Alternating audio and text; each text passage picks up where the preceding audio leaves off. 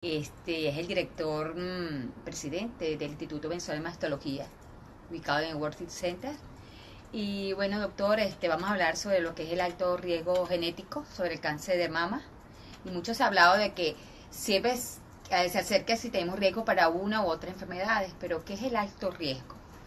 Y que si nos comparamos en caso de cáncer de mama, se habla siempre que el porcentaje es mínimo, ¿no? De un 10% en relación al riesgo genético, pero ¿qué pasa entonces con ese restante 90%? Y si hay alguna forma de reconocer si una persona tiene alto riesgo elevado de sufrir esta enfermedad, ¿de qué manera? Bueno, estos diferentes tipos de preguntas que hacemos para la entrada a lo que es el cáncer de mama, que sabemos que aunque ha venido disminuyendo según, todavía es la segunda causa de mortalidad aquí en Venezuela sobre cáncer de mama.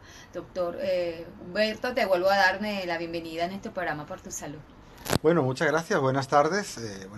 Bueno, buenos Casi, días, sí, casi buenas sí, tardes, casi casi buen buenas tardes. provecho. A ver, el alto riesgo, en líneas generales, para todo, ya sea para cáncer de mama o para cualquier otra cosa, es el riesgo aumentado, la posibilidad aumentada de sufrir un evento con respecto a la población normal. ¿Qué hacemos nosotros? Identificamos cuáles son aquellas variables que puedan hacer que yo tenga ese riesgo aumentado para poder sufrir, en este caso lo que vamos a hablar de cáncer de mama. En cáncer de mama hay dos tipos de alto riesgo que podemos manejar. Uno es el alto riesgo estadístico, el alto riesgo poblacional. Eso se hace con diferentes modelos matemáticos ya desarrollados donde con una serie de preguntas y una serie de factores me va a decir cuál es el riesgo poblacional que tengo. Y otra cosa es el riesgo genético. 90 a 92% de los casos de cáncer de mama que hay son llamados esporádicos o que pudiera haber algún riesgo de orden no genético. Y apenas del 5 al 8%, no llega al 10% de los casos de cáncer de mama, es riesgo genético. ¿A qué llamamos riesgo genético? Aquellas familias que han tenido una serie de casos en parientes cercanos para cáncer de mama y podemos agregar otros tipos de cáncer. Cáncer de mama, ovario, colon, endometrio, principalmente. Y ya a medida que vamos estudiando más en genética, podemos saber que hay otras enfermedades que también van influenciándose. Okay. Se dice que de acuerdo a la proporción, si de la parte materna, que hay un proporción de porcentaje de la mujer la persona puede sufrir de cáncer de mama de acuerdo a ese riesgo genético Antes se hablaba de que si la su línea, generación anterior antes se ascendente. hablaba que si la línea venía por línea materna, el riesgo era mayor. En realidad, en este momento tomamos por igual las dos líneas. ¿Por qué? Porque no sabemos por cuál de las dos líneas puede venir el cromosoma que haya tenido la mutación genética. ¿Por Okay. qué se llama alto riesgo genético? Porque está basado en que nuestra matrícula genética, nuestro ADN, hay un gen que ha tenido una mutación. Para aquellos que no se entiendan qué es una mutación, la mutación es un cambio en el código genético. Es como tenemos un programa de computadora y resulta que una línea en esa programación de la computadora se dañó, le cayó un virus. ¿Y ya qué hace el programa? Pierde su función. En el caso del riesgo genético es cuando algún gen que tenemos se ha mutado, ha cambiado esa línea y entonces el gen deja de cumplir su función. La mayoría de los genes que se mutan y que crean un riesgo aumentado para cáncer de mama son genes reparadores, son genes que en condiciones normales están reparando constantemente aquella serie de daños que va ocurriendo de forma habitual en nuestras células. Si yo tengo al mecánico dañado, entonces cualquier alteración no va a ser reparada y va a haber entonces la evolución, en este caso un cáncer de mama. Entonces por eso que se llama riesgo genético, porque hay un daño en ese gen y es un daño y se llama genético familiar porque puede pasarse de familia en familia, o sea, de padres a hijos. Es por eso que nosotros cuando tenemos un núcleo familiar que haya tenido una serie de condiciones y más adelante podemos decir cuáles son esas condiciones, es que debemos estudiar para considerar si estamos en presencia de un riesgo genético o no. El hecho de cualquier familia tener una persona que haya sufrido cáncer de mama no te da un riesgo genético como tal. Para poder hablar de riesgo genético tenemos que confirmarlo con una serie de pruebas. Okay. Y este riesgo genético, en cáncer, cuando hablamos de cáncer de mama, existe como una clasificación, un grado. ¿Cómo lo delimitan? Con pruebas genéticas. Es decir, nosotros, no todo el mundo lo mandamos a pruebas genéticas. Nosotros lo primero que hacemos es identificamos si en una familia pudiéramos tener la sospecha de estar hablando de riesgo genético. ¿Cuáles son esas sospechas? 2 casos en primer grado de cáncer de mama, es decir, mamá y hermana, por ejemplo. ¿Ok? 2. Cuando tenemos algún caso de cáncer de mama en una chica, pero menor a 40 años. 3. Cuando el que ha tenido el cáncer de mama ha sido un varón en la familia. 4. Cuando tenemos una chica que ha tenido cáncer de mama, la misma paciente ha tenido cáncer de mama y cáncer de ovario. O cuando yo tengo 2 familiares que uno ha tenido mama y el otro ha tenido ovario. Cáncer de ovario me refiero en las 2 circunstancias, ¿ok? O cuando yo tengo familias que una chica ha sufrido cáncer de mama, pero tengo 2 otros familiares que han sufrido, por ejemplo, endometrio, colon o páncreas, etc. Eso nos debe alertar, nos debe decir, epa, aquí estamos viendo en el mismo núcleo varias situaciones que nos pueden llevar a pensar que pudiéramos estar ante un riesgo genético. En ese momento que hacemos, en ese momento que identificamos que tenemos una familia que pudiera ser candidata a estudiar, vamos entonces a proponer hacer el estudio genético, ya examinar esos genes. ¿A quién debemos examinar? Lo ideal es buscar a una de las pacientes que ya haya sufrido cáncer de mama, no a la paciente que tú crees que tiene alto riesgo. ¿Por qué? Si la paciente que tiene la enfermedad no tiene la mutación de los genes, entonces ya vamos a descartar que su cáncer fue por esa mutación. Entonces ya no vale la pena investigar al resto de la familia. Entonces lo primero que deberíamos hacer sería investigar a la persona que sufre la enfermedad. Si la persona que sufre la enfermedad o que ha sufrido la enfermedad tiene esta mutación genética, entonces ahí sí vale la pena investigar al resto. ¿Por qué no a todo el mundo de una vez directamente? Porque estamos hablando que son exámenes muy costosos. Son exámenes que en otras partes del mundo tienen un valor de cientos a, en algunos casos, pocos miles de dólares. Entonces, al ser un examen costoso, no solo aquí, es costoso en cualquier parte del mundo. Entonces son exámenes que nosotros debemos en un momento dado filtrar muy bien quién merece hacérselo y quién no, para saber interpretar siempre las respuestas. Hay una frase, no es mía, pero yo siempre la repito mucho: quien no sabe lo que busca no entiende lo que encuentra. Resulta que nosotros podemos hacer estos exámenes, se hace en sangre, se hace en saliva, analizamos el ADN, analizamos unos genes. Yo puedo tener dentro de los genes diferentes tipos de mutación. Puedo tener mutaciones patogénicas, es decir, mutaciones que yo ya sé que ese cambio en nuestro código genético va a producir con un riesgo muy alto que haya enfermedad.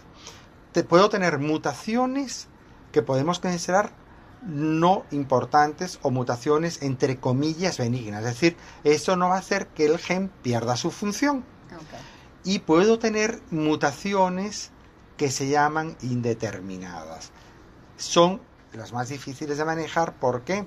Porque son esas mutaciones que en un momento dado yo no sé si pueden o no traducirse en una mala función del gen y producir entonces un aumento del riesgo para cáncer de mama. Pero ¿se puede reconocer cuando una persona tiene algún riesgo de sufrir sin tener la mutación? Claro, es el otro grupo que hacemos, es el alto riesgo familiar, que se hace a través de modelos matemáticos. Okay. Pero ojo, también los modelos matemáticos hay que saberlos interpretar, porque si me voy al concepto de alto riesgo que dijimos al principio, es la posibilidad, no la obligatoriedad de sufrir algo. Que va a sufrir la enfermedad. Hay un ejemplo que a veces no es muy elegante ponerlo, que es como aquellas personas que están pues en un juego tipo bingo. Hay 100 cartones afuera. Yo puedo haber comprado 99 y tú tener un cartón. Por estadística yo lo debería ganar. Pero resulta que el cartón que puede ganar es el tuyo. Claro. ¿Por qué? Porque esto que estamos hablando en el riesgo no es el 100%. Fíjate, aquellas personas que tienen mutación de los genes, de dos de los principales genes, son los más famosos, no son los únicos, BRCA1, BRCA2 o BRCA1, BRCA2, como lo querramos decir. Si yo tengo la mutación de los dos genes, el riesgo para sufrir cáncer de mama se acerca al 90%, el 88% para ser exactos. No es el 100%. Es decir, nosotros podemos tener a una chica con los dos genes mutados y sin embargo la chica no sufre una enfermedad. ¿De acuerdo? Okay. Quedarse en ese 10-12%. Por lo cual... Cuando se habla de genes mutados, ¿qué significa? A la audiencia que no es una... Gen mutado, como decía antes, cuando tenemos ese gen que me ha cambiado una línea de su programación, ¿ok? Y cuando cambia esa línea de programación, deja de cumplir su función. Por eso hay cambios en la programación genética que sí producen que ese gen cambie su función o no tenga su función, y hay otros cambios genéticos que hacen que el gen siga haciendo su función. Y hay otros cambios, que es lo que yo les decía, como indeterminados, que no sabemos qué va a hacer. No sabemos si va a seguir cumpliendo su función o no. En poblaciones como las que tenemos en Venezuela, donde hemos tenido pues esta diversidad tan grande de mezclas, desde indígenas nativos que han estado aquí pues toda la historia de Venezuela, más todas las inmigraciones que han venido a lo largo de los años de sitios tan dispersos, hace que la genética a estudiar en Venezuela sea muy interesante, pero a la par, muy difícil. ¿Por qué? Porque tenemos tanta combinación de genes de tantos sitios que no sabemos qué mutaciones genéticas se han podido venir de unos lados y otros. Es lo que hace que aquí, al momento de sentarnos a estudiar genéticamente, nos tengamos que, de verdad, junto con los genetistas que trabajan con nosotros, ponernos a quemar las pestañas, a evaluar uno a una cada una de las mutaciones que van saliendo para saber qué va a pasar, e incluso si sabemos ¿cuál es el predominante? ¿Cuál es el predominante? Y sobre todo, ¿cuál es la implicación clínica? Porque cuando nosotros hacemos el test genético, estamos buscando que ese test nos oriente a alguna conducta que vayamos a hacer. Llámese, voy a hacer tratamiento preventivo o de disminución de riesgo, bien sea médico, bien sea quirúrgico, o voy a establecer un plan de seguimiento y vigilancia y control, o le voy a decir a la persona que quede tranquila, así en casa haya habido historia de cáncer de mama, genéticamente hablando, tú no tienes mutaciones que te aumenten el riesgo. Al igual que decía antes, que yo puedo tener los dos genes mutados y caer en el 8, 10, 12% que no voy a sufrir cáncer de mama, también puedo tener que yo me haga el test, ser de bajo riesgo genético y sufrir la enfermedad, porque yo puedo sufrir la enfermedad no ligado a esa mutación genética. Entonces esto es importante tenerlo en cuenta, porque al igual que no todos los cánceres de mama son esporádicos, no todos los casos que vamos a ver en una gente, en una familia de alto riesgo genético, puede ser debido al riesgo genético. Entonces, el hecho de hacerme un test... Puede ser también por los factores... por todos los factores independientes que tenemos fuera de la parte genética. ¿Cuáles son esos factores? Parte genética sabemos que es la parte no modificable, ¿no? Te habla de no modificable otros factores de riesgo. Pues. Otros factores de riesgo que ya vienen dados por bien individuales o ambientales. ¿Cuáles son esos factores de riesgo? Desarrollo precoz. Ojo, tampoco significa que todas las chicas que se hayan desarrollado a los 9 años van a sufrir la enfermedad. Significa que es un puntito más, es un cartoncito más que tengo que tomar en cuenta. Suma. ¿Okay? Desarrollo precoz, que es lo que nosotros llamamos menarquia precoz. El hecho de tener la última regla en fases muy tardías. Aquellas chicas que no han tenido hijos o que su primer hijo fue a partir de los 30 años. Esos son factores que me pueden ir sumando. ¿Okay? Factores que me pueden también sumar. Es muy raro de ver, pero es aquellas chicas que cuando eran niñas sufrieron algunas enfermedades que tuvieron que darle radioterapia al mediastino. El mediastino es una zona que queda pues en mitad del tórax. Hay una serie de enfermedades linfoproliferativas que se le pone radioterapia. Sabemos que estas chicas que recibieron radioterapia a esas dosis cuando eran niñas, tienen un riesgo aumentado de sufrir cáncer de mama cuando sean adultas. Entonces, estas son chicas que tenemos que, desde muy precoz, vigilarlas muy de cerca e incluso en algunos casos hacer algunas terapéuticas de disminución de riesgo, ¿ok? Ya hablaremos de eso un poquito más adelante. Otros factores de riesgo completa y absolutamente modificables es el hábito tabáquico. Sabemos, y esto lo repetimos a la saciedad, que fumar no solo produce enfermedades de pulmón, tanto malignas como crónicas, sino sabemos que me aumenta el riesgo para cáncer de mama. Y ojo, sabemos que aquellas fumadoras que han desarrollado cáncer de mama tiende a ser un cáncer de mama más agresivo, ¿ok? Y de evolución más tórpida, que amerita tratamientos también más agresivos, ¿ok? ¿Y qué podemos hacer? Porque no todo... bueno, perdón, me faltaba un factor de riesgo importantísimo y que cada vez tiene mayor validez, que es la obesidad. Lo comentamos la vez pasada que estuvimos en cabina. La obesidad es uno de los factores de riesgo más importantes para cáncer, no de mama, para múltiples cáncer del cuerpo. Y de hecho ya está considerada como la epidemia del siglo.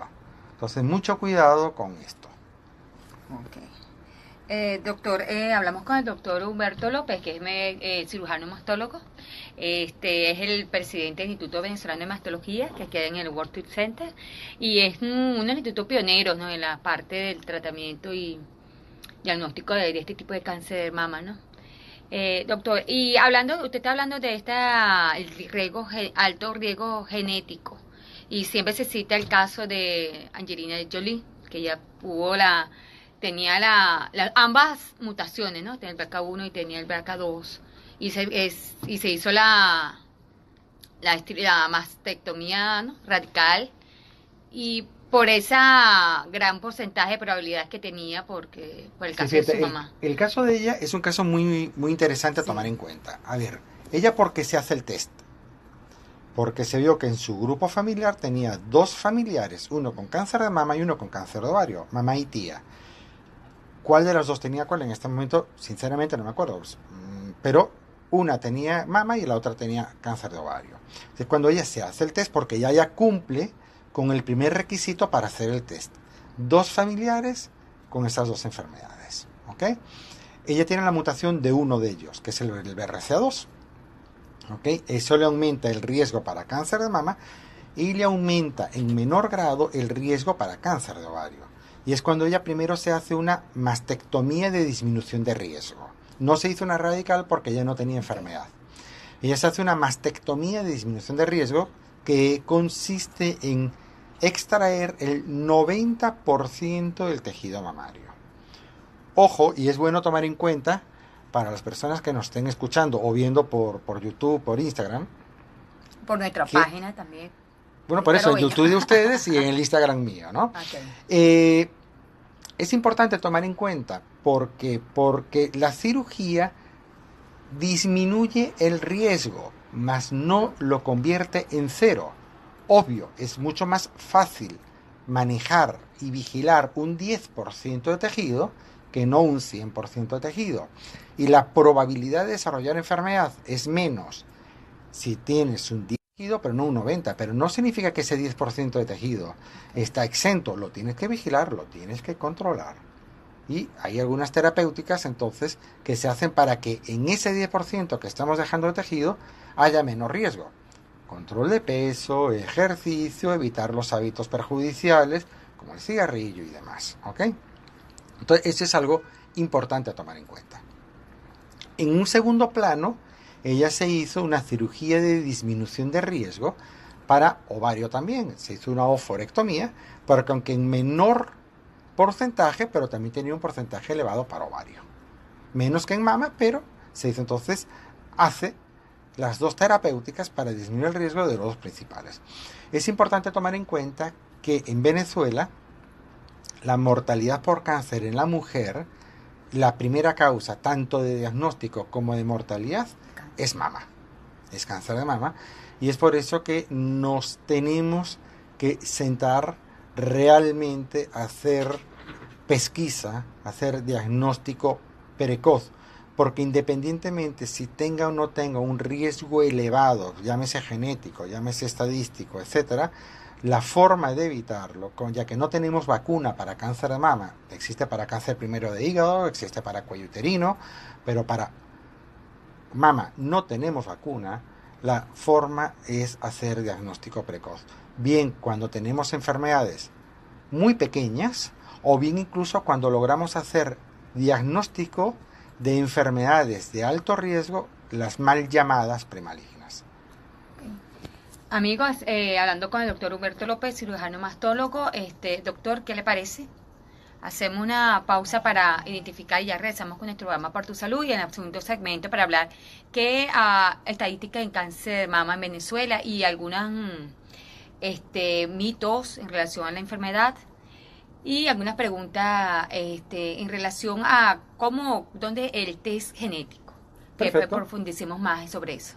Amigos, hacemos una pausa para identificar y ya regresamos con nuestro programa Por tu Salud. Hasta dentro de un rato. Ay, sí, porque yo dije segundo.